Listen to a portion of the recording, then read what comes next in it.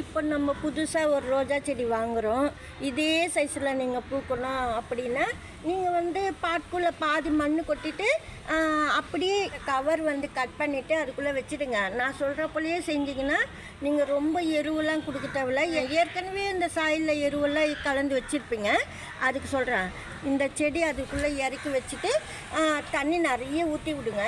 நிறைய தண்ணி ஊற்றினா அதுக்குள்ளேயே இந்த வேரெல்லாம் சரிஞ்சு அதுக்குள்ளே படுத்துக்கும். பாருங்கள், 1/4 பங்கு மண், இன்னும் கூட ரொம்ப ஒரு சும்மா கொஞ்சமாக ஒரு கிளாஸ் அளவுக்கு நீங்கள் மண் கொட்டிட்டு ஒரு 2 கிளாஸ் அளவுக்கு மண் கொட்டிட்டு இந்த கவர் இறக்கி உள்ளே வச்சுடுங்க.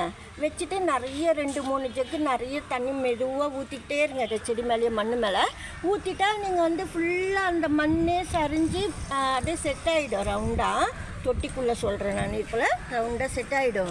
அப்புறமா நம்ம எருவெல்லாம் ஏற்கனவே கொடுத்துருக்குறோம். மேலே மட்டும் அப்படி வச்சுட்டிங்கன்னா நிறைய தண்ணி ஊற்ற ஊற்ற மண்ணெல்லாம் சரிஞ்சிட்டு அப்படியே அந்த மண்ணோடவே நீங்கள் வச்சுடுங்க. அதுக்கப்புறம் மேல் மட்டும் மண்புழு எருவு அதுக்குள்ளெல்லாம் போட்டு விட்டுட்டிங்கன்னா காலையிலக்குள்ளே உங்களுக்கு நல்லா செட் ஆகிடும். பூ வந்து நல்லா வாங்கின சைஸே பூக்கும். நான் ஏற்கனவே அது போலெல்லாம் நட்டு அது போலெல்லாம் பூத்துலாம் நான் பார்த்துருக்கேன். அதனால தான் சொல்கிறது.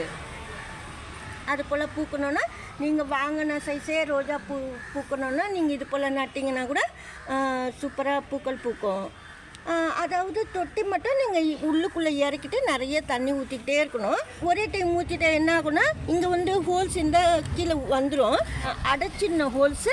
அதுக்கப்புறம் செடியெல்லாம் வச்சுட்டு நிறைய தண்ணி ஊற்றி ரொப்பிட்டு நீங்கள் அதுக்கப்புறமா மெதுவாக கொஞ்சம் நேரம் ஊறினவுடனே உள்ளே இறங்கிடும், இந்த மண்ணெல்லாம் சரிஞ்சு வந்துடும்.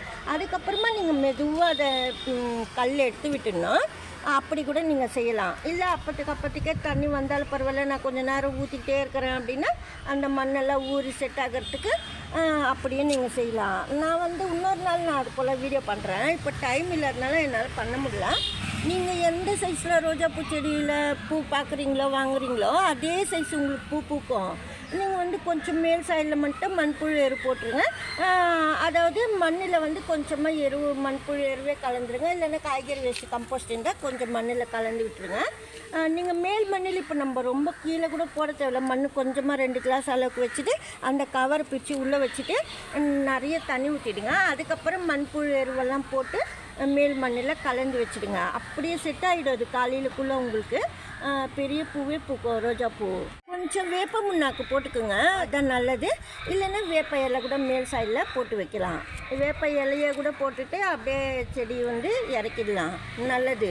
அதாவது அடியில் மண் போடுறோமே அங்கே கொஞ்சம் நீங்கள் வேப்ப இலை போட்டுருங்க.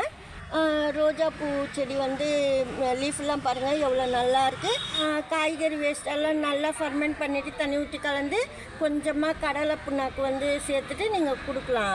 கிரவுண்ட்நட் கேக்கு ரொம்ப பெரிய பூக்களாக பூக்கும். நீங்கள் ஃபஸ்ட்டு இப்போ நான் சொன்ன மெத்தடில் செடி நட்டுட்டிங்கன்னா சூப்பராக பெரிய பூ பூக்கும். மொட்டு கூட பாருங்கள் நல்லா பெருசாகவே இருக்குது. இப்போ நம்ம இது போலலாம் பெருசாகுது. கடலை புண்ணாக்கெல்லாம் கொடுத்துட்டிங்கன்னா பெரிய பூ பூக்கும். இதில் நடும்போதே நம்ம அந்த பெரிய செடி இதில் நடும்போதே நீங்கள் கடலை புண்ணாக்கு தண்ணி கூட ஊற்றி அப்படியே கூட தண்ணியில் ஊற வச்சிடலாம் செடியை. இந்த வீடியோவில் தான். வீடியோ பிடிச்சிருந்தா லைக் பண்ணுங்கள், மறக்காமல் நம்ம சேனலை சப்ஸ்கிரைப் பண்ணிக்கோங்க.